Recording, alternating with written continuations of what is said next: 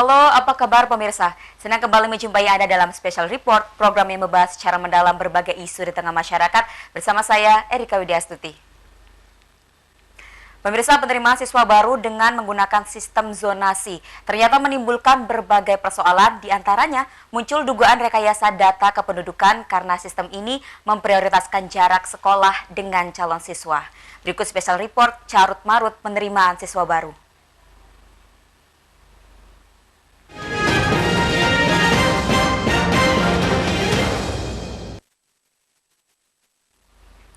Pemirsa, penerapan sistem zonasi ternyata tidak sesempurna seperti yang diharapkan. Berbagai persoalan muncul, diantaranya dugaan rekayasa sistem kependudukan agar dapat diterima di sekolah yang dituju.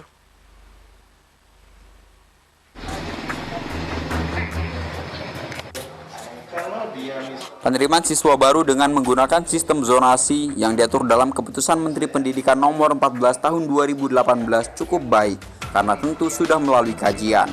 Sistem ini memprioritaskan jarak domisili dengan sekolah calon peserta didik.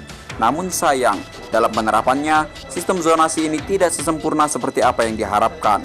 Alasannya, sistem zonasi ini telah menciptakan dugaan rekayasa baru dalam hal sistem kependudukan, hanya untuk mendekati calon sekolah yang akan dituju. Selain pembagian zonasi yang tidak siap, juga sistem online yang down sehingga banyak menimbulkan masalah. Selain persebaran sekolah belum merata, sekolah dengan kualitas yang baik juga belum merata. Sehingga sebaran pendaftar ke sekolah pun menjadi tidak merata akibat menumpuknya pendaftar pada sekolah favorit. Ketentuan dalam sistem zonasi yang menjadi polemik lainnya adalah jalur prestasi yang disediakan hanya 5%. Tim Liputan iNews Lampung melaporkan. Baik pemirsa, kita akan membahas lebih dalam mengenai topik carut marut penerimaan siswa baru dengan narasumber yang telah hadir di studio. Ada Asisten Bidang Pencegahan Ombudsman RI Lampung, Mbak Cynthia Gugah Asih. Selamat pagi Mbak Cynthia. Selamat pagi Erika. Iya, apa kabar hari ini? Alhamdulillah sehat. Iya, alhamdulillah. Baik Mbak Cynthia, kita ini sedang membahas tentang PBDB ya, yang saat ini mungkin menjadi polemik juga di tengah masyarakat, terutama kepada orang tua siswa. Nah, mungkin kita juga tahu bahwa penerimaan siswa baru SMA dan SMK juga telah berakhir saat ini, tetapi yang sedang berlangsung adalah penerimaan untuk siswa SMP. Nah, apa catatan dari Ombudsman terkait dengan penerimaan siswa SMA dan SMK yang telah berlalu ini, Mbak Cynthia? Baik, untuk informasi update terakhir kami, ada 9 yang konsultasi ke Ombudsman, itu sudah terselesaikan. Lalu ada 3 yang laporan, masih dalam proses. Nah, kalau untuk catatan secara umumnya, karena saya juga kan mengamati baik dari media dan sebagainya, saya lihat bahwa ada 142 siswa, ada 142 jalur afirmasi yang tidak terpenuhi. Nah, menurut saya itu sayang sekali karena saya tidak yakin bahwa seluruh masyarakat di Lampung ini yang punya KIP khususnya atau PKH itu sudah diterima di sekolah negeri. Kenapa? Karena ada yang konsultasi juga ke kami. Kami kan ada media sosial, ada Facebook, ada Instagram yang mengeluhkan, Bu, Pak, tolong dong izinkan saya sekolah. Saya ini orang nggak mampu, saya punya KIP, PKH. Kenapa saya tidak bisa diterima di sekolah negeri? Nah, di satu sisi ada dilemanya, saya melihat pernyataan Pak Sulfakar di Lampos, bahwa ada 142 orang yang jalur zonasi yang kosong gitu, masih tidak terpenuhi. Berarti ada yang salah ini, apakah pemahaman sistemnya atau seperti apa? Gitu. Berarti artinya ada tadi yang sudah dibagikan sekian persen itu tidak terpenuhi. Iya, gitu, betul, afirmasi, jalur afirmasi. Terutama jalur afirmasi. Betul, padahal sebenarnya hakikatnya itu di Kemendikbud juga sudah ada penjelasan tanya jawabnya. Kenapa jalur afirmasi itu dibahasakan minimal 15%. Jadi itu masih bisa bergerak lagi, bisa ngambil dari jalur prestasi. Jadi bukan saklek harus 15% ya. Kalau udah 15% ditolak itu nggak seperti itu. Minimal zonasi itu 50%, minimal afirmasi itu 15%. Dalam artian kalau misalnya di daerah contoh ya, daerah Panjang ternyata misalnya banyak warga tidak mampunya, maka seharusnya afirmasi di sana dibuka lebih banyak. Misalnya lebih dari 15%, 30% seperti itu misalnya. Kalau ada sisa baru jalur prestasi. Jadi bukan saklek-saklek, afirmasi pokoknya 15%, nggak peduli ada siswa miskin apa nggak usah daftar lah di sini. Nggak bisa seperti itu, karena memang kenapa diserahkan kepada pemerintah daerah, karena pemerintah daerah yang tahu di mana sih pemetaan kira-kira siswa yang kurang mampu di daerahnya seperti itu. Oke, berarti artinya ada semacam mungkin kesalahpahaman di antara sekolah gitu ya untuk bisa memahami bagaimana kuota dari minimal 15% itu sendiri. Tapi kalau untuk masing-masing sekolah ini apakah sampai saat ini semua kuotanya terpenuhi, Mbak Cynthia? Saya belum lebih koordinasi lebih lanjut lagi karena kemarin lagi ada laporan dan itu dipegangnya sama tim pemeriksaan karena saya tim pencegahan. Tapi makanya tadi saya trackingnya dari media dan saya tracking juga dari keluhan-keluhan masyarakat yang masuk dari media sosial kami ataupun konsultasi. Ya lebih kepada kalau memang menurut saya itu tidak terpenuhi, kenapa enggak dibuka lagi untuk pendaftaran jilid 2 seperti itu. Mana yang belum dipenuhi, apalagi afirmasi ya, Mbak. Karena kan kita tahu ini orang mau sekolah loh, dia nggak mampu. Masa kita biarkan dia nggak sekolah sih? Disitulah peran pemerintah, Pak Gubernur, tolong. Ini misalnya ada masyarakat yang mau sekolah, apalagi masih kuotanya kosong, dibuka lagi lah jalur itu. Tapi nggak bisa juga sembarangan. Tentu kita juga sudah ingatkan, koordinasi dulu lah ke Kementerian Pendidikan dan Kebudayaan RI. Apakah memungkinkan Provinsi Lampung membuka lagi PPDB jilid 2 khusus untuk mengisi yang jalur afirmasi misalnya. Karena kan memang kita juga dengar ada beberapa sekolah yang juga kuotanya ini ternyata belum terpenuhi gitu. Nah, berarti ini kan apa nih kalau Mbak Cynthia bisa lihat masalahnya itu selain dari afirmasi, apakah memang itu jadi suatu faktor utama sehingga tidak terpenuhinya kuota itu? Sosialisasinya juga kurang. Sebagai contoh, ada beberapa yang konsultasi ke kami seperti ini. Dia ini seharusnya daftarnya jalur afirmasi, tapi dia malah jalurnya zonasi. Seharusnya kalau misalnya ini sudah disosialisasikan lama dari pihak sekolah, misalnya dia dari SMP nih ya, udah dikasih tahu. Nanti kamu kalau mau SMA ada jalur ini, dan jalur ini loh. Jadi dia sudah paham. Ini banyak juga masyarakat yang konsultasi dari kami dari pesawaran dan sebagainya. Dia seharusnya daftar jalur afirmasi malah jalur zonasi dan seterusnya. Jadi salah daftar jalur gitu loh, Mbak. Tapi satu sisi saya tidak bisa menyalahkan pihak Dinas Pendidikan dan Kebudayaan Provinsi Lampung karena sebenarnya mereka juga sudah lama sosialisasi, baik itu melalui websitenya, melalui media sosialnya.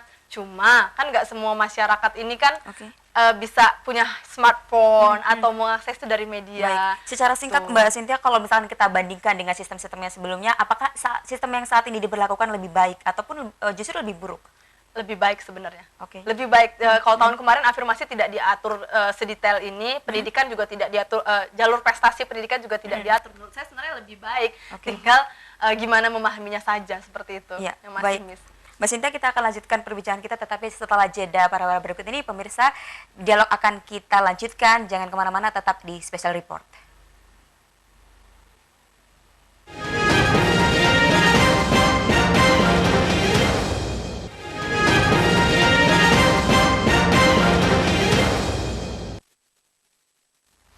Baik pemirsa, terima kasih Anda masih di Special Report. Kita akan lanjutkan topik hari ini tentang carut marut Menteri Mahasiswa baru. Nah, Mbak Cynthia tadi kalau sempat mengatakan bahwa sebenarnya sistem tahun ini itu lebih baik dari sebelumnya. Tapi kita juga temukan bahwa ada dugaan pelanggaran yakni surat domisili. Nah, ini bagaimana nih Anda Mbak Cynthia melihatnya di lapangan yang terjadi? Ini sekilas balik sebentar ya terkait tahun kemarin.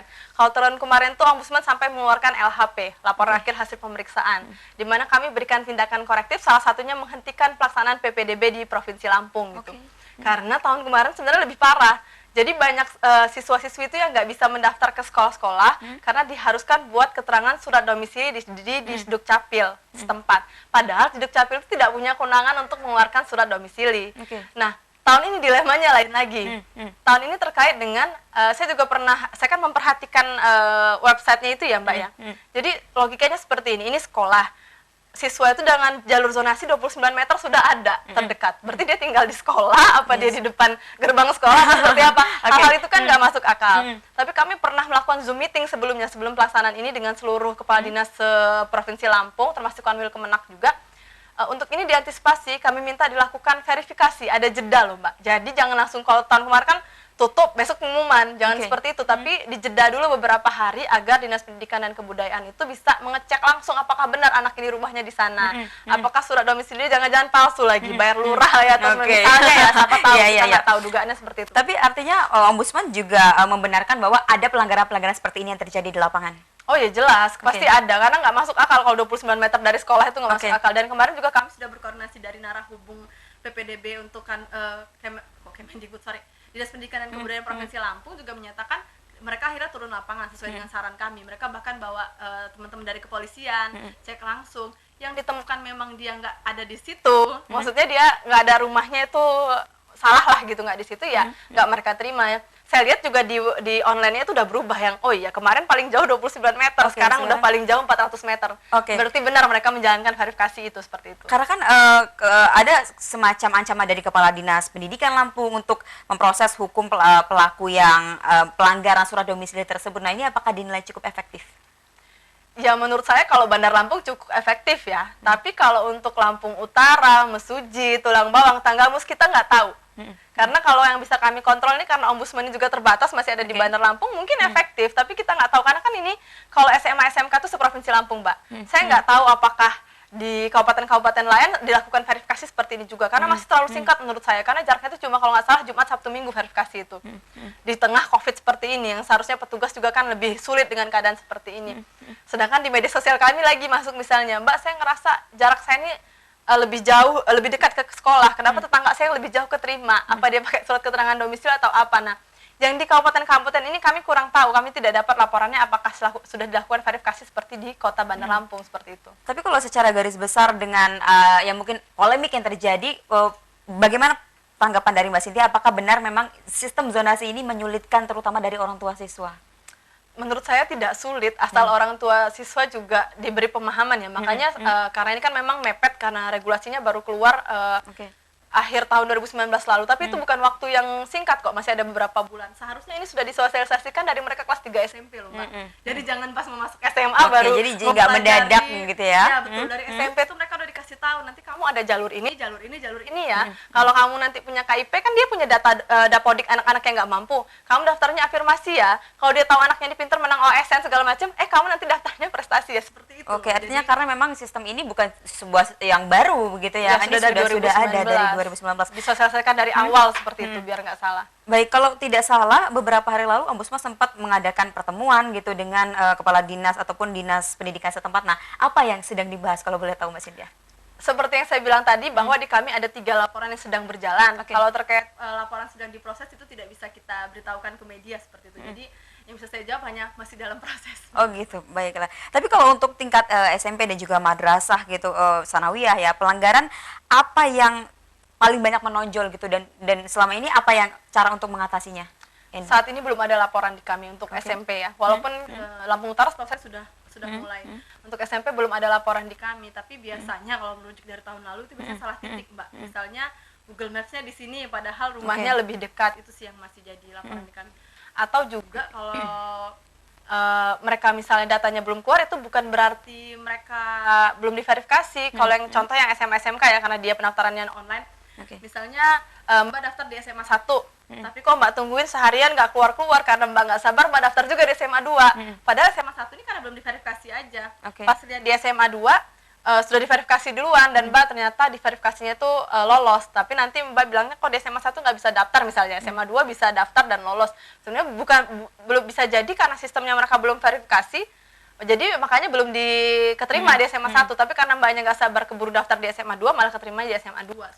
Tapi ada juga hal menarik lainnya di saat PBDB ini ya Mbak Cynthia, bahwa kita juga familiar dengan ada istilah beli bangku gitu untuk sekolah-sekolah yang favorit gitu. Tapi kita akan membahas itu di segmen berikutnya Mbak Cynthia.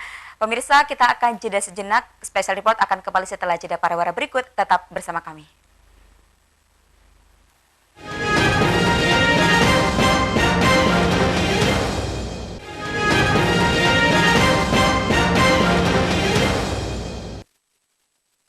Pemirsa, terima kasih Anda masih bersama kami di Special Report dan kita akan lanjutkan obrolan kita tadi. Mbak Cynthia, ada juga hal menarik bahwa pasti orang tua rata-rata gitu mayoritas ingin menyekolahkan anak-anaknya di sekolah negeri gitu ya, apalagi sekolah-sekolah favorit gitu. Nah, ini sudah familiar juga di telinga masyarakat bahwa ada yang namanya jual beli bangku. Nah, apakah di PPDB ini ditemukan kasus-kasus seperti itu? Untuk sementara di Ombudsman belum ada laporan seperti itu, Mbak. Tapi kalau masyarakat memang menemukan ada indikasi jual beli bangku atau hal-hal yang tidak sesuai atau dugaan maladministrasi, bisa hubungi kami di 0811 980 3737. Itu nomor WhatsApp kita. Artinya untuk sampai saat ini belum ada laporan ya, dan kita harapkan juga tidak ada. Tetapi kita kembali lagi ke tadi Mbak Cynthia bilang bahwa sebenarnya ini sistem yang bukan baru gitu. Sudah disepakati dari akhir 2019 tapi minimnya sosialisasi. Nah, ini apa yang dilihat nih? Apakah dari pihak Dinas Pendidikan kah atau pihak sekolah kah atau sama-sama nih tidak apa ya berjalan sebagaimana mestinya seperti itu, Mbak? Iya, tadi kan seperti yang saya katakan Permendikbudnya ini dari 2019 sebenarnya, Mbak. Nah, jadi menurut saya sosialisasi ini harus dilakukan dari sekolah-sekolah waktu dia SMP, kelas 3 SMP sudah dikasih tahu. Bahwa nanti pas PPDB ada jalur zonasi, afirmasi, prestasi, dan juga perpindahan orang tua wali murid. Jadi orang tua tuh nggak kaget lagi. Karena kalau tadi memang sebenarnya sudah disosialisasikan melalui website sudah, melalui media sosial sudah, tapi balik lagi Mbak, nggak semua orang tua kita di daerah-daerah ini paham atau menggunakan smartphone seperti itu. Beda halnya kalau sudah disosialisasikan dari kelas 3 SMP kan, mungkin dia bisa bawa informasi itu pulang ke rumah, bisa cari lebih cepat dan lain sebagainya seperti itu. Berarti artinya siapa yang sebenarnya paling bertanggung jawab terhadap jalannya sosialisasi ini agar kita juga tahu bahwa untuk yang tidak di kota-kota besar gitu itu bisa menyerap informasi seperti ini? Menurut saya dari Dinas Pendidikan dan Kebudayaan Kabupaten Kota atau setempat lah ya. Jadi dari mereka nanti buatkan format sosialisasinya dan kemudian dijalankan oleh sekolah-sekolah. Jadi guru-guru tuh bisa ngingetin di sela-sela jam pelajaran, ini begini seperti dia menjelaskan sajalah seperti itu.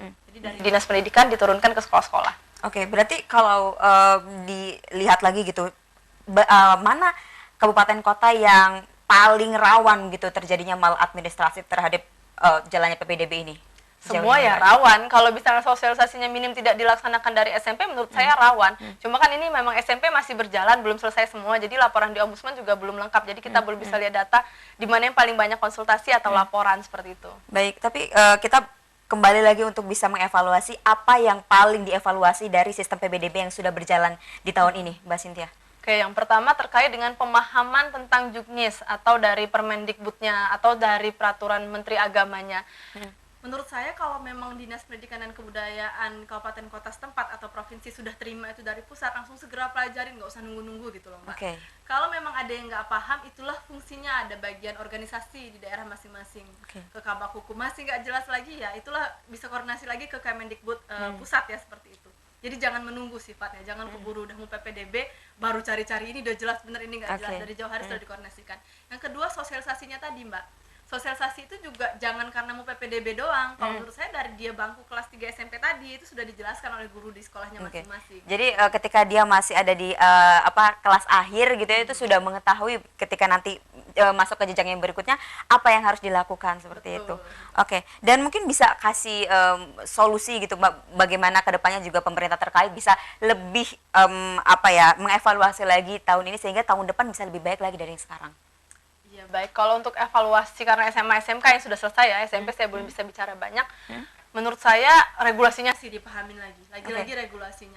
Kalau misalnya ada bahasa minimal di seperti misalnya minimal zonasi 50%, minimal afirmasi 50%, itu artinya bisa bergerak naik, tapi nggak bisa bergerak turun. Berbeda hal dengan jalur orang tua yang maksimal 5%, itu yang harus 5%.